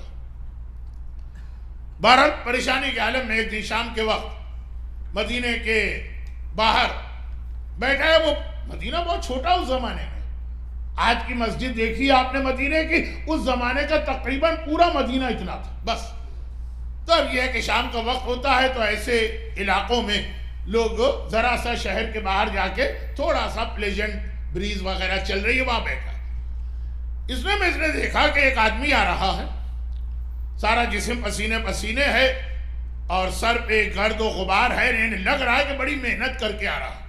یہودی کے ایک باغ سے نکل کے آ رہا, اور جیسے ہی لوگوں نے آتا دیکھا, یہ آؤٹ سائڈ مدینہ، یہاں کوئی زیادہ آبادی نہیں، چھوٹے چھوٹے بچے دوڑتے ہوئے آتے ہیں. جیسے آج ابھی العطش کے موقع پہ آج تو بچے آپ کے سامنے آئیں گے، اور یہ شخص لوگوں کی نگاہیں بچا کے اس بچے کو 1 درہم، اس بچے کو 1 درہم، اس بچے کو 1 درہم، یہاں تک کہ شہر شروع ہو گیا اس کے دونوں ہاتھ خالی ہو گئے. اس نے کسی سے پوچھا یہ بچے کون ہیں؟ کہا یہ مدینے کے یتیم بچے ہیں جن کے باپ مارے گئے ہیں اور کوئی ان کو سپورٹ کرنے والا نہیں ہے. اس کو بھی نہیں پتا. اس آدمی نے اس طرح سے دیا کہ کسی نے نہیں دیکھا. امراء القیس کو کہ باہر سے آنے والا آؤٹ سائیڈر ہے، بہت مانیٹر کر رہا تھا. خیر اگلے دن پھر وہ وہیں آ کے بیٹھ گیا، پھر دیکھا کہ سارا دن محنت کر کے آ رہا. آپ تو جو امام کا حق ہے خمس اسی میں سے کسی کو واپس کرتے ہیں اور چاہتے ہیں کہ وہ آپ کا احسان بھی مانے. وہ آیتیں جو میں نے شروع میں تلاوت کی، وَلَا يَحُضُّ عَلَىٰ طَعَامِ الْمِسْكِينِ، عربی جاننے والے سمجھ رہے ہیں میری بات. وہاں طعام المسکین ہے، اطعام المسکین نہیں. کریکٹ عربی ہے اطعام المسکین. میں قرآن کو ٹھیک کرنے نہیں جا رہا ہوں. ایک میسیج ہے جو انشاءاللہ 2 دن بعد شروع ہوگا، جو میں نے کہا کہ پینڈنگ میسیجز مکمل ہوں گے. کسی اور کے مال سے کسی اور کی مدد کرنا یہ بھی ایک ثواب ہے، لیکن اپنے مال سے پورا دن محنت کر کے آتا. خیبر کے حوالے سے آپ نے ایک حدیث تو بہت سنی. خیبر کا مال غنیمت لے کے جب لوگ آئے تھے تو پورے مدینے میں عید تھی، ہر گھر میں اچھے کھانے بنائے گئے تھے. پہلی بار بچوں نے، مدینے کے بچوں نے کھلونے خریدے تھے یا ان کے والدین لے کر آئے تھے، اچھے کپڑے پہنے تھے. لیکن اس رات جب پورے مدینے میں جشن اور سیلیبریشن تھا، ایک گھر تھا کہ جہاں اس رات کو بھی فاقہ تھا اور اس رات کو بھی بچے پرانے کپڑے پہنے ہوئے تھے، اور وہ تھا فاطمہ زہرا کا گھر. جب فاطمہ کو اطلاع ملی کہ خیبر کے مجاہدین، خیبر 100 کلومیٹر دور، 70 مائل یا 60 مائل، خیبر کے مجاہدین آ رہے ہیں پورے مدینے میں، عورتوں کو پتہ چل گیا. مدینہ چھوٹا سا، شاید جتنا آپ کا سینٹر ہے پورا اور سامنے والا پارکنگ لاٹ ملا لے، اس زمانے کا مدینہ اتنا پتہ چل گیا. ہر گھر کی عورتیں دروازے پہ آ رہی ہیں، اپنے شوہروں کا استقبال کر رہے ہیں. شوہر بھی خالی ہاتھ نہیں آ رہے، لدے پھندے آ رہے ہیں. شہزادی کونین بھی اپنے حجرے کے دروازے پر. جیسے ہی مولا حجرے میں داخل، شہزادی کا پہلا سوال تھا کہ یا ابوالحسن، آپ اپنے گھر اور اپنی اولاد کے لیے کیا لے کے آئے خیبر سے؟ حصہ برابر سے ملا تھا. جعفر طیار کو پیغمبر نے حصہ نہیں دیا تھا، لیکن علی کو تو برابر کا حصہ ملا. سلونی، کائنات کے ہر سوال کا جواب دینے والا، اپنی بیوی کے اس سوال کا جواب نہ دے سکا. سر جھکا کے کہا جب میں خیبر سے واپس مدینہ انٹر ہو رہا تھا، قبا کی بستی پر مجھے وہ مسلمان بچے نظر آئے جن کے باپ بدر و احد و خندق میں جہاد کرتے ہوئے شہید ہو چکے ہیں. وہ بڑی حسرت سے دیکھ رہے ہیں کہ یہ جو مجاہدین آ رہے ہیں اپنے بچوں کے لیے کیا کچھ لے کے آ رہے ہیں. میں نے اپنا سارا حصہ ان کو دے دیا. اور فاطمہ شکر کے سجدے میں گر گئی. پروردگارا تیرا شکر ہے، میں یہی ڈر رہی تھی کہ کہیں یہ دولت دنیا کراس کر کے میرے حجرے میں داخل نہ ہو جائے. یہ تو اہل بیت کا طریقہ. چنانچہ مولا کا ساری زندگی یہ طریقہ رہا ہے، پورا دن محنت کرتے ہیں، محنت کی کمائی. اور شام کو ایک بار 3 دن 4 دن اس نے دیکھا، بے اختیار اس نے کہا میں ملینر کے پاس بھی ہو کے آیا ہوں، میں حکمرانوں کے پاس بھی ہو کے آیا ہوں، میں نام نہیں لے رہا ہوں، میں فلاں بڑے آدمیوں کے پاس ہو کے آیا ہوں. دولت تھی، عہدہ تھا، سب کچھ تھا، شرافت نہیں. ما اشرف ھذا الفتى، یہ نوجوان کتنا شریف ہے. صیغہ تعجب. اور ذرا یہاں پہ میرے ساتھ تھوڑی دیر کے لیے عربی سیکھ لی. ما اشرف ھذا الفتى، یہ نوجوان کتنا شریف ہے، پورا دن محنت کرتا ہے، شام کو جو لاتا کسی کو بتائے بغیر ان یتیموں میں تقسیم کر دیتا. فتح، لفظ فتح آیا. عربی زبان میں نوجوان کے لیے ایک اور لفظ ہے شباب. الحسن والحسین سیدہ شباب اہل الجنہ. حسن و حسین جوانان جنت کے سردار ہیں. اصل لفظ شباب ہے جوان کے لیے. اس نے یہ لفظ استعمال نہیں کیا، اس نے لفظ فتح استعمال کیا. میں نے جو تھوڑا بہت غور کیا، دونوں کا مطلب ہے نوجوان، مگر ایک فرق. عام نوجوان کو کہتے ہیں شباب، فتح کس کو کہتے ہیں؟ سورہ انبیاء حضرت ابراہیم کا تذکرہ. فَجَعَلَهُمْ جُزَازًا إِلَّا كَبِيرًا، ابراہیم نے تمام بتوں کو ٹکڑے ٹکڑے کر دیا، صرف بڑے بت کو چھوڑ دیا. اور جب قوم نے یہ حالت دیکھی کہ ہمارے بت توڑ دیے گئے، قال من فعل هذا بآلهتنا، ارے ہمارے خداؤں کے ساتھ یہ کس نے کیا کہ ان کے ٹکڑے ٹکڑے کر دیے؟ تو قالوا، قوم نے جواب دیا، کیا جواب دیا؟ قالوا، قوم نے جواب دیا، الفتى، سمینا فتن، ہم نے ایک نوجوان کو سنا، یذکرہم، وہ ان بتوں کو برا کہتا رہتا ہو، برا کہتا، انہو کان ابراہیم و ابراہیم، ابراہیم جوان، قوم لفظ شباب استعمال نہیں کر رہی ہے، قوم کہہ رہی ہے فتح، ایک ایسا جوان ہے ابراہیم جو بتوں کو برا کہتا۔ تو عام نوجوان کا نام ہے شباب، اور جو بتوں کو توڑے اس نوجوان کا نام ہے فتح۔ تو جس نے کبھی بتوں کے آگے سر نہ جھکایا ہو اور بتوں کو توڑا ہو وہ فتح ہے۔ اس لیے جبرائیل بھی آئے گا تو لا شبابہ نہیں کہے گا، کہے گا لا فتح الا علی، لا سیف الا ذو الفتح۔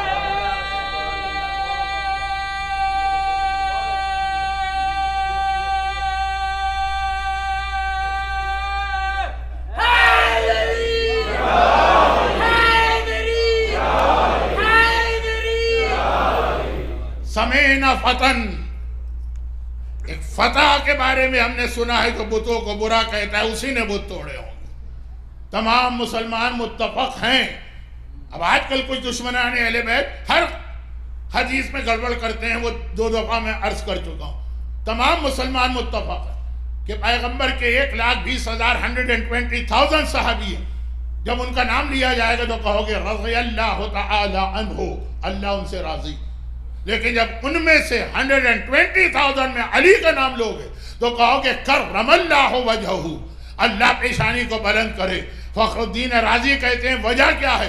120,000 1,24,000 ایک طرف، علی ایک طرف، اس لیے کہ علی کرم اللہ وجہہ، اس لیے کہہ رہا ہے کہ باقی ہر ایک کی پیشانی کبھی نہ کبھی بتوں کے سامنے جھکی ہے، اور علی واحد صحابی رسول ہے کہ زندگی میں کبھی کسی بت کے سامنے پیشانی کو نہیں جھکایا۔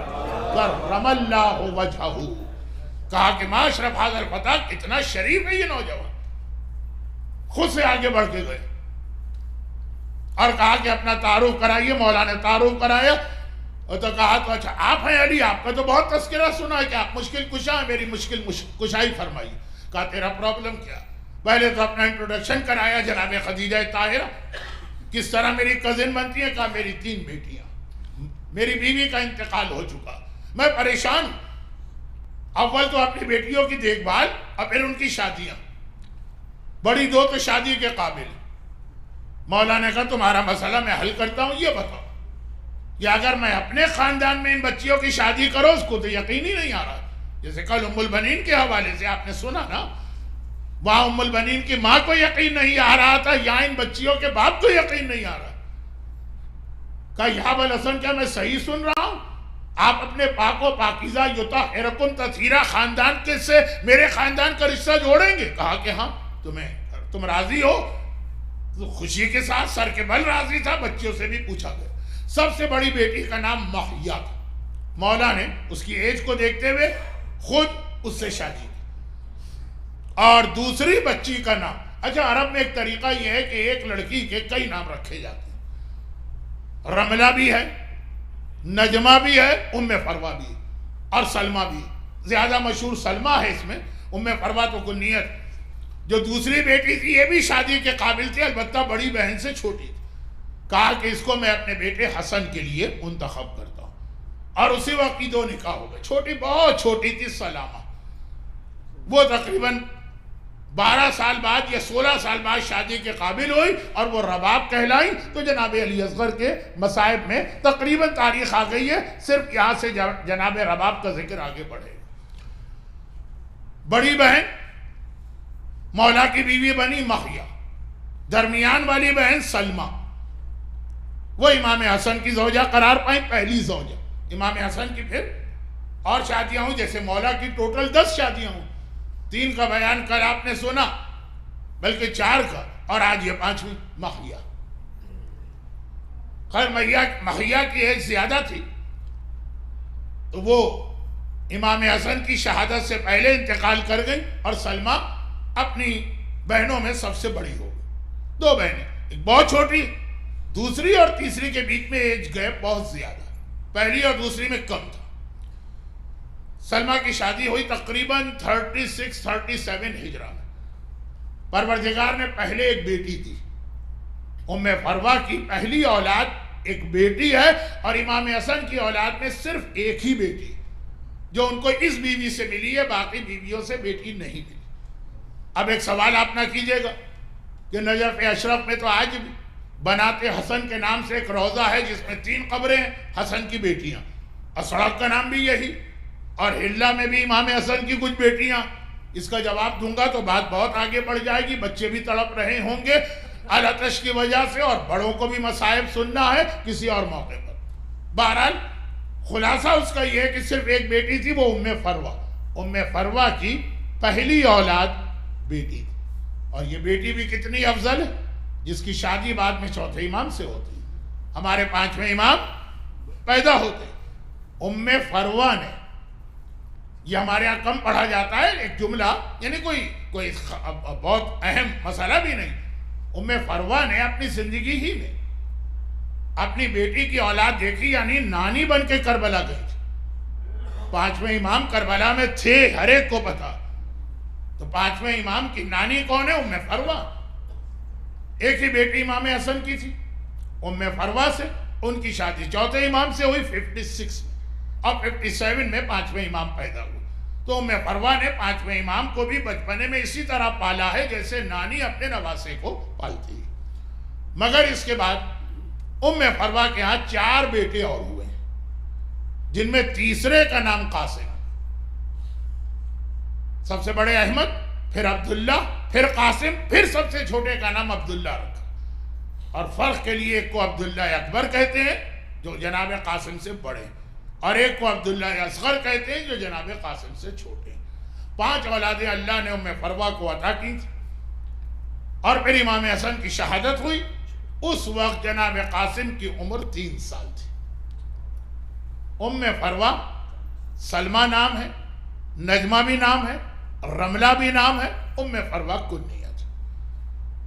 اور جس وقت امام حسن کو زہر دیا گیا اور امام حسن کے کلیجے کے ٹکڑے تشت میں گر رہے، اس وقت حسن مجتبیٰ نے زینب سے کہا کہ زینب ام فروہ کو بلا کے لاؤ۔ اب جو پہلے زمانے کا کلچر تھا، ایک شرم، ایک حیا کا ماحول، شوہر پہ اتنا مشکل وقت ہے، لیکن زینب کبریٰ بھی ہیں، ام کلثوم بھی ہیں، آقا حسین بھی ہیں، ام فروہ ایک کونے میں کھڑی۔ زینب کبریٰ نے کہا کہ ام فروہ، اب نوحے مرثیوں میں تو ہم کہیں گے کہ یہ کہا کہ بھابی، لیکن بہرحال یہ لفظ اس طرح نہیں کہا۔ ام فروہ آؤ، میرا بھائی حسن بلا رہا۔ قریب گئی، سر جھکا ہوا ہے، کچھ کہہ نہیں رہی۔ امام حسن نے کاغذ کا ایک ٹکڑا دیا اور کہا کہ اس پہ میری ایک وصیت لکھی، میرے قاسم کے بازو پہ اسے تعویذ بنا کے باندھے، اور جب میرا قاسم دنیا کی کسی بہت بڑی پریشانی میں مبتلا ہو تو یہ تعویذ کھول کے دیکھ لے، لیکن جب تک وہ مسئلہ نہ آئے تعویذ کو کھول کے دیکھنا نہیں، یہ امام کا حکم ہے۔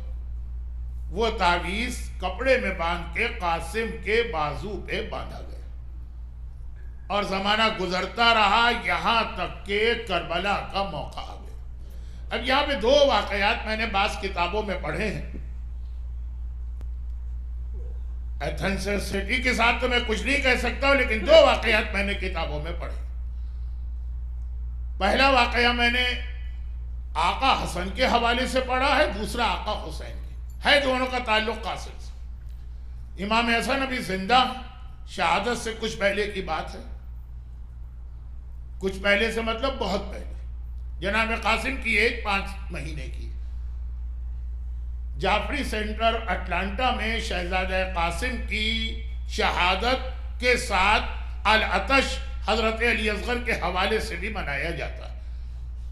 تو اب دونوں مصائب پورے تو نہیں پڑھے جائیں گے، جناب علی اصغر کے حوالے سے 3 اشارے مجھے کرنا، یہی العطش کے مصائب ہوں گے، جن میں پہلا یہ قاسم کی عمر 5 مہینے، شعبان میں پیدا ہوئے، اور جو پہلا اس کے بعد محرم آیا 5 مہینے بعد۔ ام فروہ اپنے شوہر کے پاس جاتی، ابھی امام حسن زندہ ہے، قاسم کی ولادت 46 ہجرہ میں ہے یا 47، امام حسن کی شہادت 50، تو یہ زندہ، اور ایک مرتبہ کہا کہ آقا میرا بیٹا قاسم آج کا دن پتہ نہیں کیا دن ہے، صبح سے لے کے دوپہر ہو گئی اور اس نے دودھ نہیں پیا، کسی کو نہیں پتا کیا، لیکن یہ تھی محرم کی 10 تاریخ۔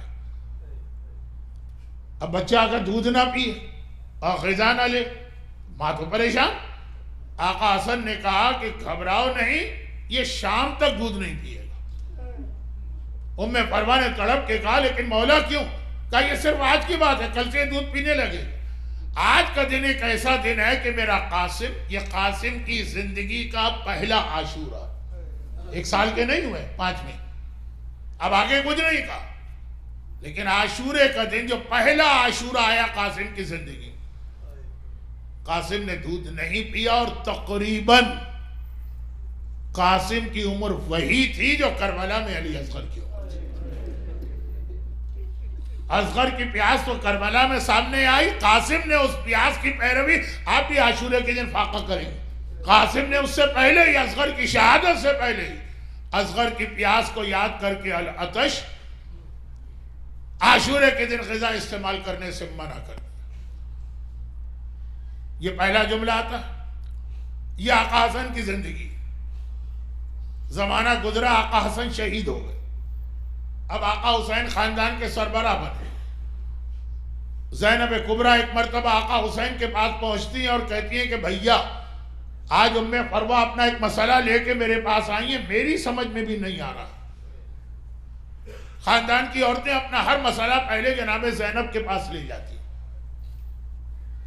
زینب بھی بہرحال عالمہ غیر معلمہ، اور وہ یہ کہ ام فروہ نے ابھی آ کے مجھے بتایا کہ آج رات کے اختتام پر فجر کے قریب جب وہ بالکل نیند کا آخری مرحلہ تھا، نماز شب کے وقت سے کچھ پہلے، افضل وقت سے کچھ پہلے، ایک خواب دیکھا۔ ام فروہ کہتی ہے میں نے خواب دیکھا ہے کہ جیسے میں جنت میں پہنچ گئی، اور جنت کا ایک بہترین باغ، اور اس باغ میں قسم قسم کے پھول کھلے ہوئے، ایک سرخ رنگ کا پھول مجھے نظر آیا، بہت پسند آیا، میرا دل چاہا میں آگے بڑھ کے اس پھول کو توڑوں۔ جیسے ہی میں قریب گئی، پھول ذرا سا خود ہی آگے بڑھ گئے، میں بھی آگے بڑھی، میں نے پھول کو پکڑ لیا اور پھول کو توڑنا چاہا۔ پھول ہے، کوئی گلاس نہیں ہے شیشے کا، لیکن کہہ رہی ہے میرا ہاتھ لگا، پھول زمین پہ گرا، اور پھول کی ساری پتیاں، جیسے کوئی شیشے کا گلاس اگر آپ کے ہاتھ سے ٹوٹے تو کیسے اس کے ٹکڑے ہو جاتے ہیں، تو ساری پتیاں بکھر گئیں۔ اور اس وقت میں نے دیکھا، ام فروہ فرماتی ہیں میں نے دیکھا سامنے سے میرا آقا حسین آیا، وہ جھکا اور اس نے یہ الگ الگ جو پتیاں بکھری ہوئی تھی ان سب کو اپنے ہاتھ میں جمع کیا، اور شہزادی زینب میری آنکھ کھل گئی۔ جنت اور جنت کا پھول، زینب کبریٰ بھی نہ سمجھ پائیں، کہا بھیا یہ ام فروہ کا خواب ہے، اس کی تعبیر کیا؟ حسین نے یہ نہیں کہا کہ یہ خواب ایسا خواب ہے جس کی کوئی تعبیر نہیں ہے، بہت سے خواب ایسے ہوتے، کہا کہ نہیں زینب لیکن ابھی میں تعبیر بتا نہیں سکتا، لیکن تم بھی زندہ ہوگی، میں بھی زندہ ہوں گا، اور ام فروہ بھی زندہ ہوگی جب اس خواب کی تعبیر ہمارے سامنے آئے گی۔ اور آج کی رات اسی خواب کی تعبیر کے مسائل پڑھنا۔ روایت یہ ہے کہ شب عاشور آ گئی، مسائب کو مختصر کر رہا ہوں، یعنی ہوں گے وہی تقریباً ملا کے 25 منٹ کے، لیکن باقی تفصیلات چھوڑ رہا ہوں۔ شب عاشور آ گئی، حسین نے پہلے مردوں کا امتحان لیا چراغ گل کر کے، اور اس کے بعد پھر حسین اپنے خیمے میں آ کے بیٹھ گئے۔ آج بھی خیمہ گاہ میں حسین کا خیمہ موجود ہے، اور وہاں بیٹھ کر مصلی پر بیٹھ کر یہ رات مانگی ہی عبادت کے لیے تھی، عبادت کا سلسلہ شروع کیا، نماز بھی ہے، قرآن بھی ہے، دعائیں بھی، اور ایک بار حسین کے ہاتھ آسمان کی جانب آنکھیں بند ہو گئی۔ دعا میں آدمی جب بہت زیادہ فوکس کرتا ہے، آنکھیں بند ہے کہ ایسا لگا کوئی میرے پہلو میں آ کے بیٹھا۔ العطش کا دوسرا حوالہ، حسین نے آنکھیں کھول کے دیکھا، کیا دیکھا؟ میرا 13 برس کا یتیم بھتیجا قاسم میرے برابر بیٹھا ہوا ہے۔ حسین نے دیکھا کہ قاسم بیٹا اس وقت یہاں میرے پاس کیوں آیا؟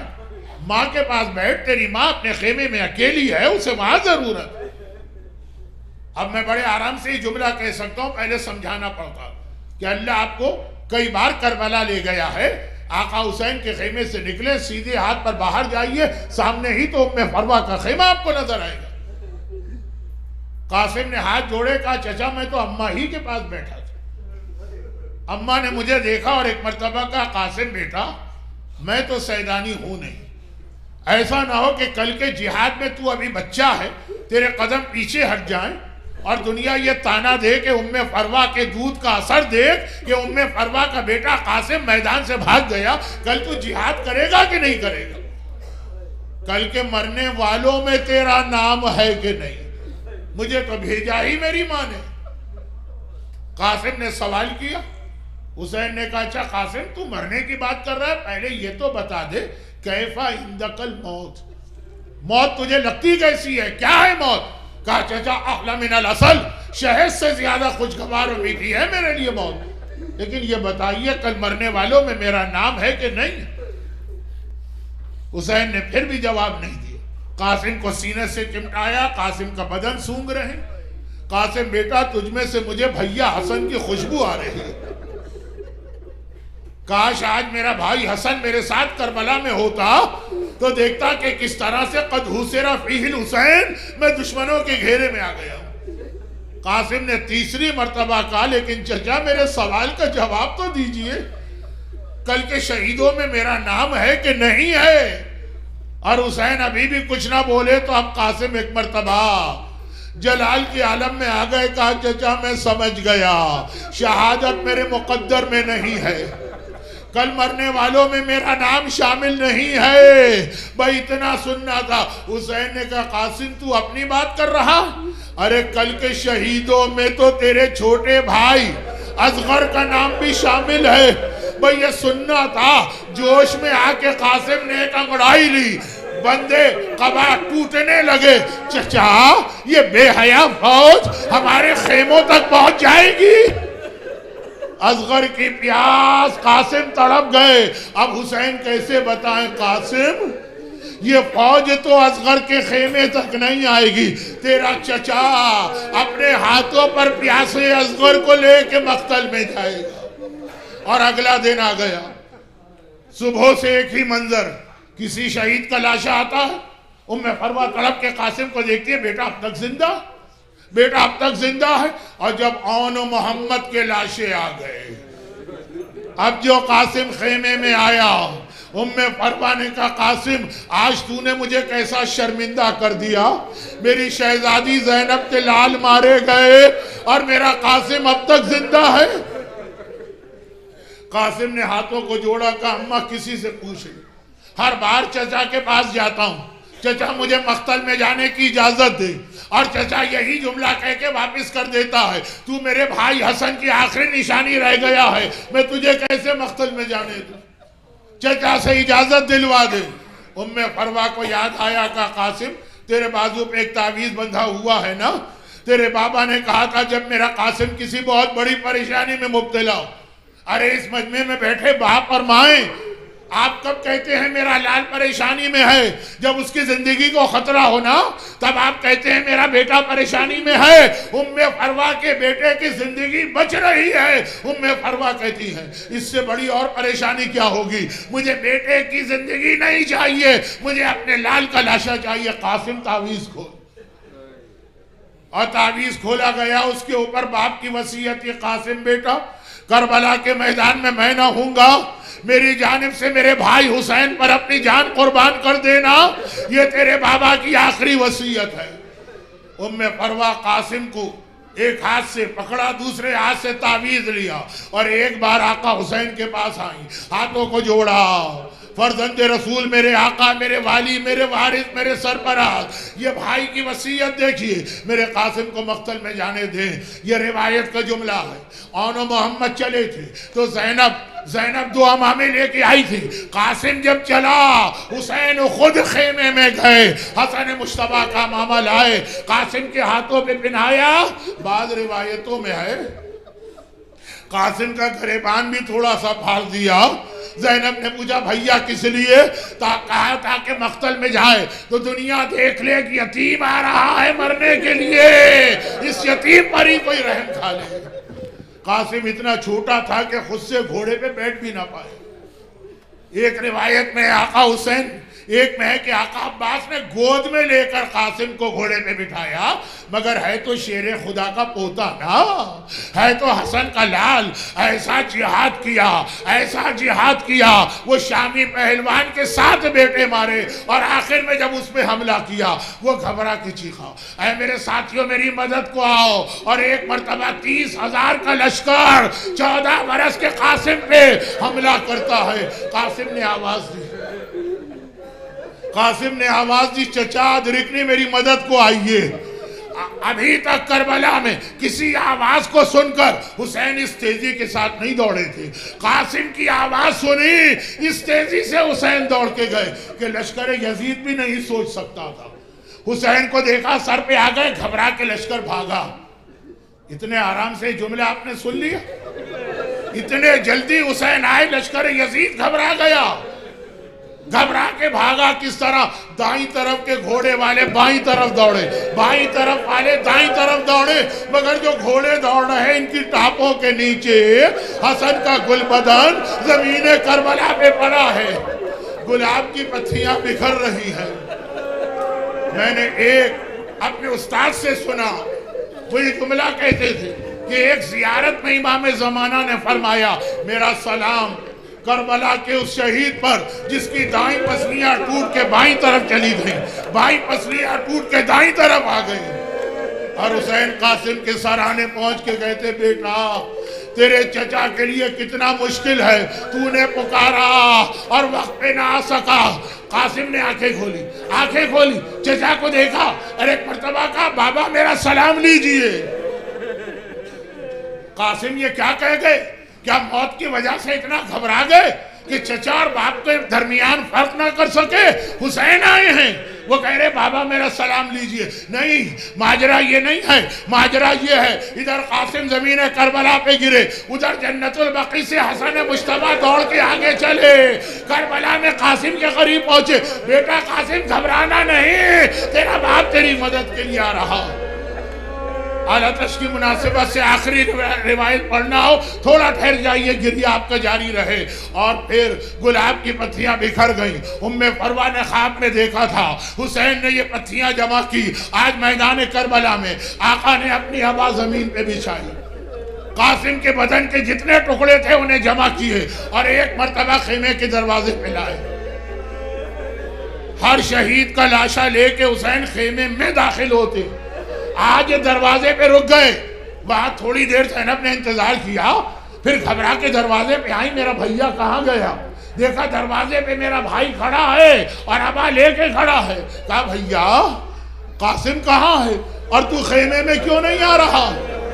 حسین نے ابا کی جانب اشارہ کیا، کہا زینب میرا قاسم اس ابا کے اندر ہے اور خیمے میں کیوں نہیں آ رہا؟ کہا قاسم کا جسم اس قابل نہیں ہے کہ ماں دیکھ سکے، ام فروہ اپنے لال کو نہیں دیکھ سکتی۔ ام فروہ تو زینب کے پیچھے ایک مرتبہ ہاتھ جوڑ کے آگے بڑھی، کہا آقا ذرا دکھائیے تو میرے قاسم کی کیا حالت ہے۔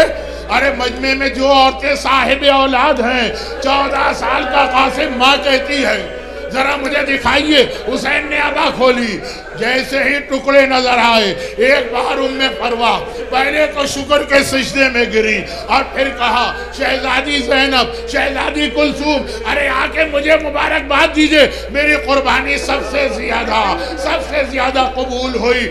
قاسم مارا گیا، مگر یہی خیال کرتے ہوئے میرا بھائی اصغر کیا دشمن اسے بھی شہید کرے گا؟ اور کس طرح شہید کیا؟ شام غریب آ گئی، پانی آ گیا، زینب نے سکینہ کو بیدار کیا، سکینہ بیٹی لے پانی آ گیا ہے، پانی پی لے۔ سکینہ گھبرا کے کہا پھوپھی اماں آپ بھی تو پیاسی ہے، پہلے آپ پانی پیجئے۔ کہا نہیں تو پی لے۔ ارے میری ماں پیاسی ہے رباب۔ کہا نہیں پہلے تو پی لے۔ ارے میرا بھیا سجاد پیاسا بھی ہے، بیمار بھی ہے۔ کہا نہیں پہلے تو پی لے۔ وہاں قاسم نے پیاسے اکبر اصغر کو یاد کیا، یہاں سکینہ کہتی ہے پھوپھی اماں جب سب پیاسے ہیں تو سب کو چھوڑ کے مجھے کیوں پانی دیا جا رہا؟ ایک مرتبہ زینب نے کہا اس لیے کہ تو سب سے چھوٹی ہے اور دستور دنیا ہے، پہلے چھوٹوں کو پانی دیتے ہیں۔ اب سکینہ نے کوئی اعتراض نہ کیا، پانی لیا مگر پانی پھر بھی نہ پیا، پانی لے کے مقتل کی جانب چلی۔ زینب نے کہا بیٹی کہاں جا رہی ہو؟ آپ ہی نے تو کہا ہے پہلے چھوٹوں کو پانی پلاتے ہیں، میرا اصغر کربلا کا سب سے کم سن، سب سے زیادہ پیاسا اصغر کو پانی پلانے جا رہی ہوں۔ آئے آلتاش آلتاش پیاسا آلتاش